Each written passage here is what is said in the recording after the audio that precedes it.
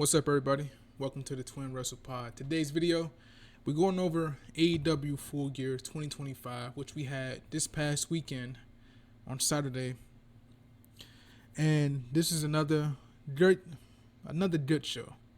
Okay, in the line of AEW shows that we have throughout the year. It's the same formula for AEW. We know a few things is going to happen at AEW pay-per-views. Is going to be a good show, good to if not great show. Going to be a long show, and you're going to get blood. And this pay-per-view reached the point for me where it just took me out of some of these matches because we just got so much blood, bro. Coming off from Blood and Guts, we just had 10 days prior to this event, okay? You have that amount of bloodshed that you had on this pay-per-view. Factor in how long the pay-per-view is. I say the same shit every time it comes to AEW. When it comes to their pay-per-views. Their pay-per-views are excruciatingly long for no fucking reason. The amount of matches on these pay-per-views just do not need to be there for no reason. Some of these matches on here you could have saved to fill your time for television instead of booking them on the pay-per-view. I say this every time we do an AEW pay-per-view. That is AEW's crutch. But AEW is for the sickos, right? Sickos love that shit. They eat this shit up. This is not my style of like pro wrestling. WWE has been in a shitter for the past few weeks. Outside of like these last 2.5, 3 weeks with the final match of John Cena approaching. Their Monday Night Raws have been great. AEW just can't get out of their own way when it comes to booking pay-per-views. Their pay-per-views are great. Good to not if great. But the length and the shit that they do in these pay-per-views just be ridiculous.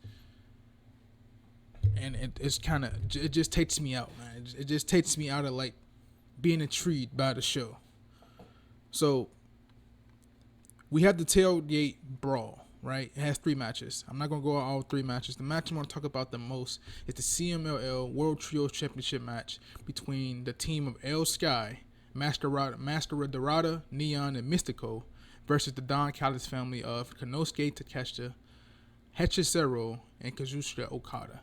Now, why do I talk about this match? So for Wrestle Dream last month, we had and it's, I hope they don't do this every pay-per-view because this is kind of annoying. Last pay-per-view I didn't really care. I thought it was unique. It was something different that you see from other wrestling companies that don't really do this.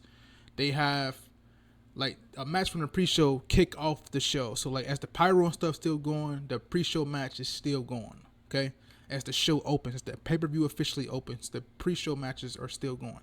And no, I'm noticing a trend so far. Last month they did it with FTR, one of Tony's prized possessions in his company, one of the tag teams that he pushes the most, right? So they get the treatment of being able to have their match keep going as the pay-per-view officially comes onto the air. This show we have the Don Callis family. So Takeshita and Okada, they are here. And the big thing about this match, right? Okada didn't start this match. He wasn't there. So it was pretty much a tag team match. It was Takeshita and Hechicero versus Master Dorada and Neon at the start of the match. So once we get on air, then Okada makes his way to the ring. And the story of this matchup is just more dissension between Okada and Takeshita at this point. We've been seeing Takeshita get fed up with Okada's antics and everything he has done to the point to where Okada has even outright attacked Takeshita during their matches. He did it last month in their tag team championship match at Wrestle Dream against Brodito. He did it in this match. At one point, he hit Takeshita with the Rainmaker and just started laughing. And this pretty much cost him the victory as Hechicero ate the pin for Mystico, who retained the championships for his team. Cool, but we found out later in the night that these two will both be in a Continental Classic. Both Takeshita and Okada will both be in there. So more and more we get the layers of this story breaking down. And this is one of the best things when it comes to the Don Callis family overall is the story between Okada and Takeshita and where we're heading with those two. So look on the lookout for those two. Just hope Tony Khan don't have this being a thing where the pre-show matches still going during the opening of the pay-per-view. don't make this a thing, bro. And the pattern he trying to make it with the guys he featured the most on his television product.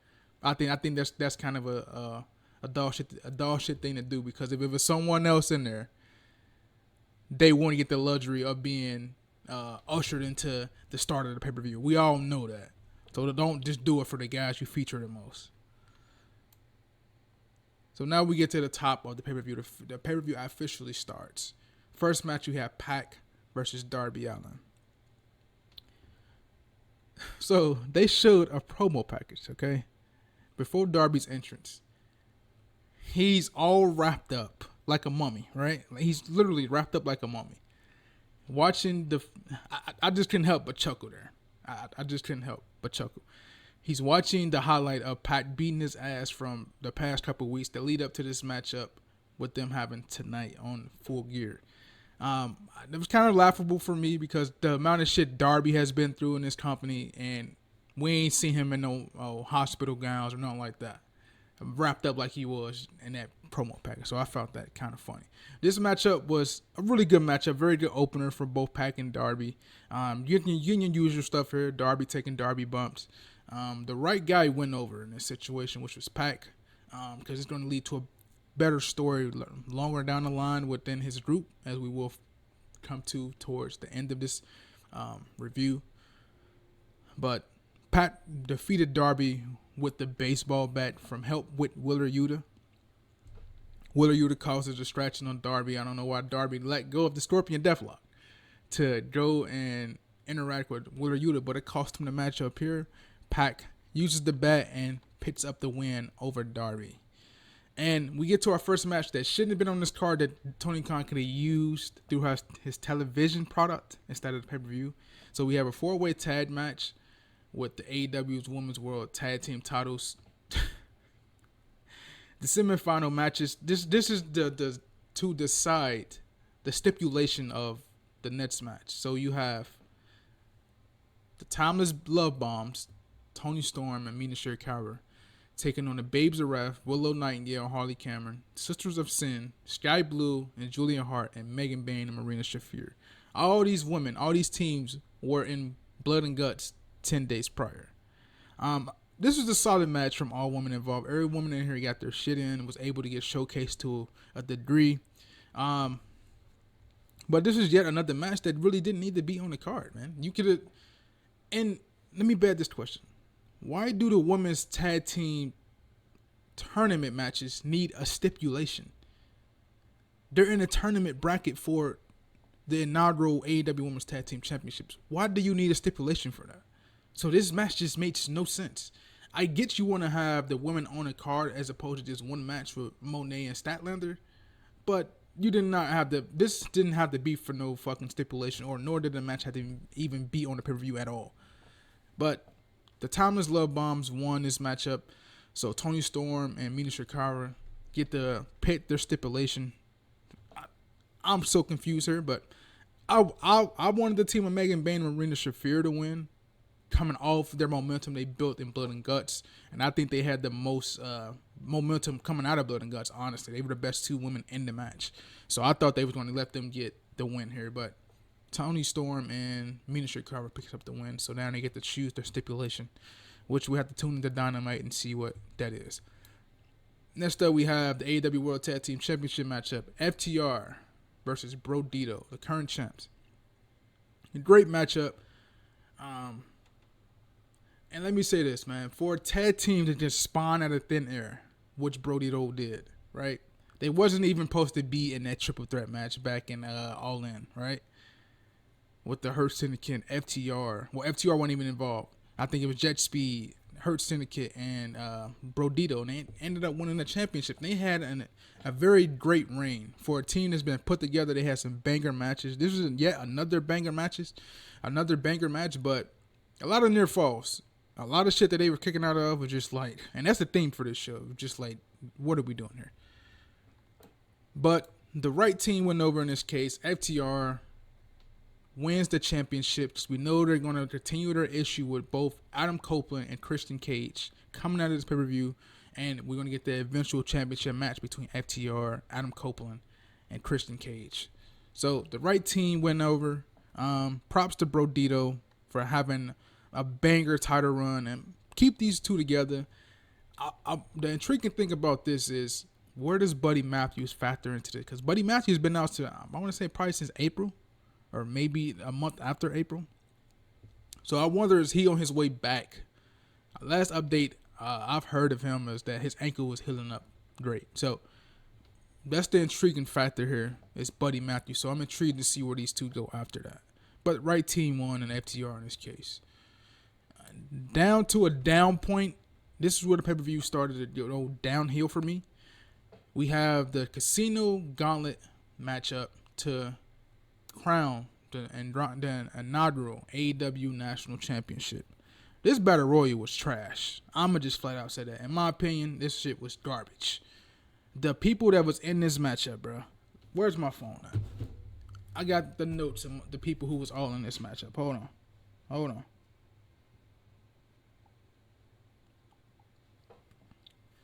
Okay, let's list these people off.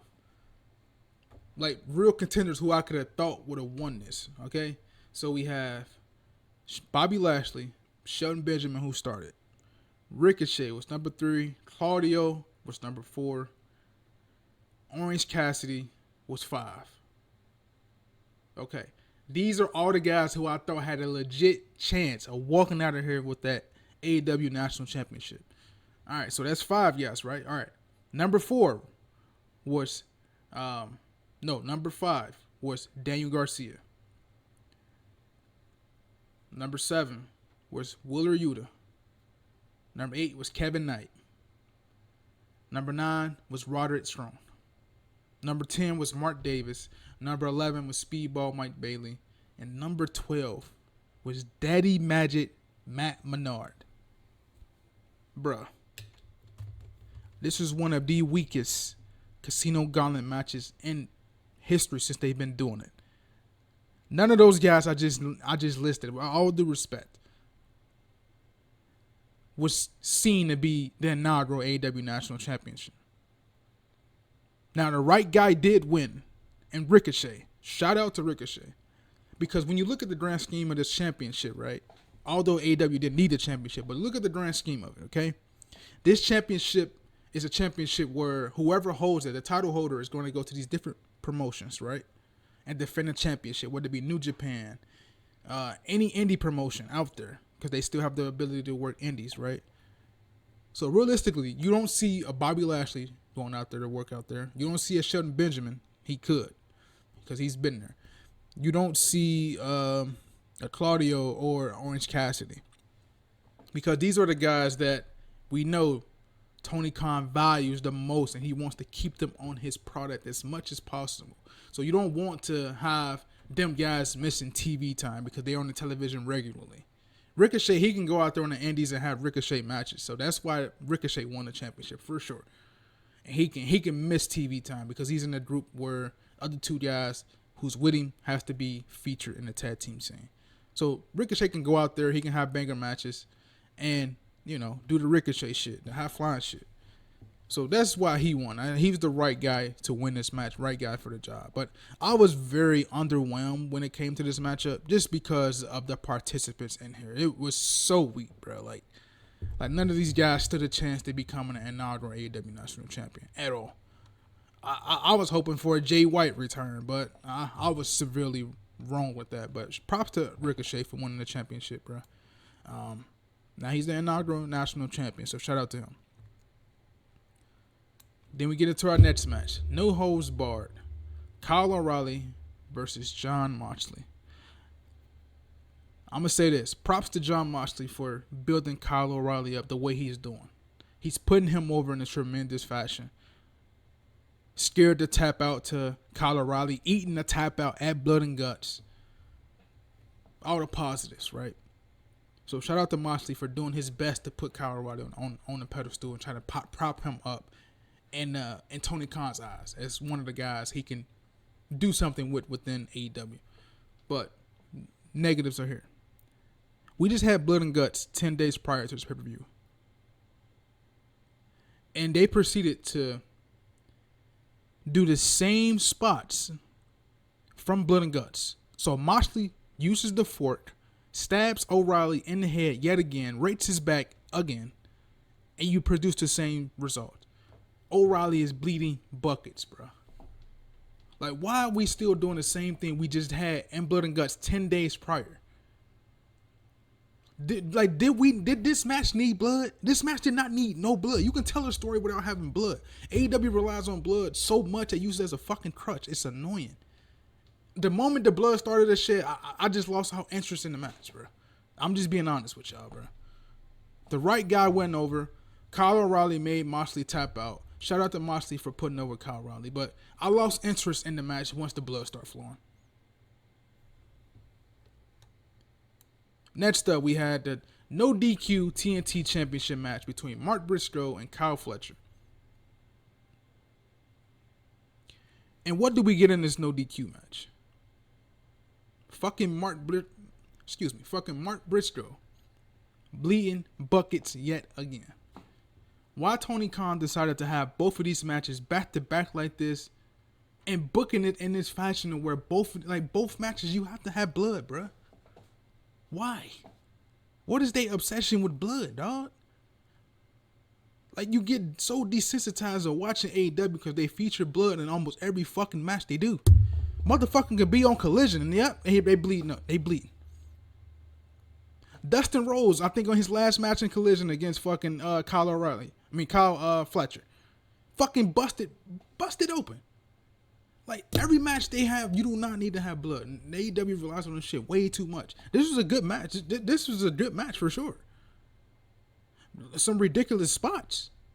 One particular spot toward the end of the match, Mark Briscoe's on the ladder, right? And Kyle Fletcher's at the bottom of the ladder, and there's a table underneath him. Mark Briscoe hits a froggy bow from the top of the ladder onto Kyle Fletcher through the table.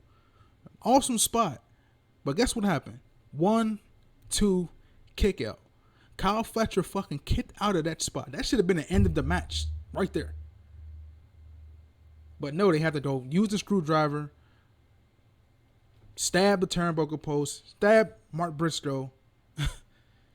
It's just like, man, it be frustrating sometimes watching it because you know they have great matches, but their over reliance on blood just takes you out of their match completely. At least for me. The right guy won. Mark Briscoe, new TNT champ, defeated Kyle Fletcher with the J Driller for the win, and he's representing TNT now. Funny how things come full circle, and back then they didn't even want to feature the Briscoes on TV. Remember that? But Mark Briscoe won. He is now the new TNT champion. $1 million trios matchup. Josh Alexander of the Don Callis family and the Young Bucks taking on Jurassic Express and Kenny Omega. This match made me sad, bro.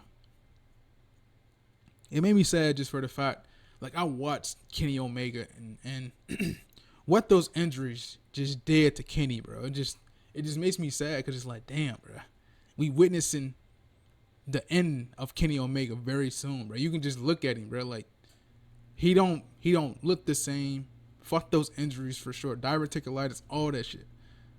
That shit did a number on Kenny, bro. And it's sad because you don't really see Kenny as much. Like, you will see him here and there, but you don't see him as much as you did. And his body just looks beat up, bro. Like, I was watching this match, just like, damn. Kenny just don't look like the old Kenny. Yeah, we know age is the thing. He's getting older, but damn, man, this match just made me sad. But this was a great match. It was the same format of a match that Jurassic Express and the Butts had at Wrestle Dream last month. You just add Kenny Omega and Josh Alexander, which, added their proponent, especially Kenny Omega, makes it that much more greater. The right team won. Josh Alexander and the Butts picked up the win here. As the Butts take the money or leaving up with Don Callis, the Don Callis family attached Kenny Omega, and the Butts come back and help Omega out, and we get the reunion of the Elite. Omega and the Butts hug it out, and it was a wonderful sight to see because the Butts have been heels for what, 2.5, 3 years now. They've been the heels for a long time, so this is great to see. I love this match. Love this match tremendously. AEW Women's World Championship match. Kris Statlander versus Mercedes Moné. I'm a fan of their matches for the TBS Championship more than this match. This was a good match, don't get me wrong, but I like their matches prior to this one more. Solid matchup, same along the lines of the prior matches, but not on the same level in my instance. The crowd wasn't that much. They were into it, but they were just drained. You know what I mean? Like you can tell like when these pay-per-views last this long, the crowd reaction isn't there. Like it's there for a little bit, but not that long. And this match was a victim of that. And it's unfortunate because these girls had a great matchup. One point in this matchup, paying homage to Eddie Guerrero. They do it almost every match. Dom does it on WWE. Mercedes do it on AEW. So she goes for the three amigos, right? She hits 3. And she keeps going. She keeps going. She goes to 13. The amount of championships that she currently holds. And she hit an extra one, which is 14. Meaning she's going to hold the AEW Women's Championship as well. She don't leave her with that championship. Crowd gave her a standing ovation for hitting 14 Amiga suplexes. And paying homage to Eddie Guerrero, who last week we just had Eddie Guerrero Day in El Paso, Texas. And last week we just had the 20-year anniversary of the passing of Eddie Guerrero as well. So it hit close to home, for sure. Right Woman won. Kris Statlander defeated Mercedes Moné. Statlander's run as AEW Women's Champ, it's been okay so far. She's had good matches, but I'm trying to find something like where she sticks out. Prior AEW Women's Champion, prior to her, stick out a little bit. Like when Jamie Hayter had it, she stuck out. Toni Storm, obviously. Mariah May's run wasn't that great, but she stuck out a little bit. So I'm looking for something that's going to make Kris Statlander stick out instead of just her just being like Statlander who puts on great matches. So we need to see more from that. Then we get to our main event. Yet another victim of the pay-per-view going super long and longer than it needed to be. We have the AEW World Championship Steel Cage matchup, Samoa Joe versus Hangman Adam Page. This matchup went about just under 15 minutes, and I get it, it's the main event, so it should have it. But not even 2 minutes into this matchup, Samoa Joe is ran headfirst into the cage, and he is fucking bleeding like crazy. He has this fucking gasher, and it's to the point to where his fucking whole entire face is just dripping. Like, you know how you have when you get bust open early in the match? Like how Scott Blue was in Blood and Guts? And over time, it just dries up. Samoa Joe's shit wasn't drying up, bro. His shit was leaking profusely. Like to the point where he couldn't even see most times. He had to keep wiping his face. That's how much blood he was spewing out there. And I get it, it's the main event, but AEW, dog, like, learn how to save your moments for your best matches, okay? Your matches with the championship on the line, per se, or the best story, per se, right? No, stop using it as a crutch and use it when it's needed. This match needed the blood, so I don't really have a problem with it. Those other 2 matches, I have a problem with it. And not even 5 minutes after that, Samoa Joe threw Hangman into the steel cage, and guess what happened? Now Hangman comes up bleeding. So both of these guys were bleeding.